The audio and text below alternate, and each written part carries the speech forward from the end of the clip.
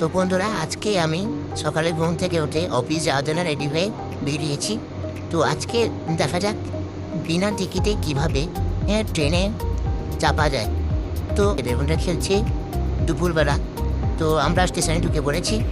দেখতে পাচ্ছ স্টেশনটা হচ্ছে, তো আমরা যাব 2 নম্বর প্ল্যাটফর্মে। তো আমরা সামনের দিকে একটি ফ্লাইওভার আছে, ওইখানে গিয়ে আমরা উপরে উঠবো, আমি এবং আমার বন্ধু। তো যাচ্ছি, মধ্যে ভয়ও লাগছে অনেক। দিদি ধরে ফেলে তাহলে একটা ফাইন মারবে। তো দেখা যাক কী হয়। তো আমরা এই ফ্লাইওভারের উপরে উঠলাম, গিয়ে একজন কাকু বলে উঠলো, তুমি কি ব্লগার? তো আমি বললাম, না না, নতুন কি এটা। তো দেখা যাক কী হয়। তো আমাদের ট্রেনটা এসে গেছি, মধ্যে ঢুকে পড়েছি, উঠে বসে পড়লাম।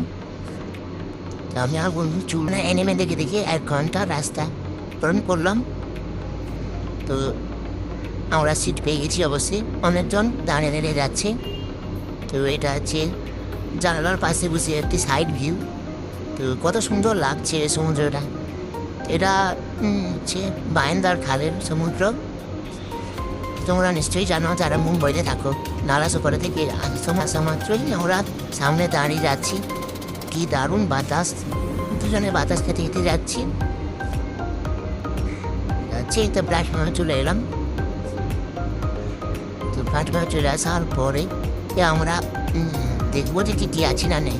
কারণ আমাদের মিশনটা হচ্ছে বিনা টিকিটে কীভাবে ট্রেন থেকে কমপ্লিটলি বাইরে বেরোনো যায়।